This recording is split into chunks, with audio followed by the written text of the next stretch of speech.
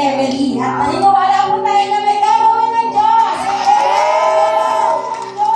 Sa araw na ito, dahil nagsasama-sama ang kanyang mga lingkod. Hallelujah.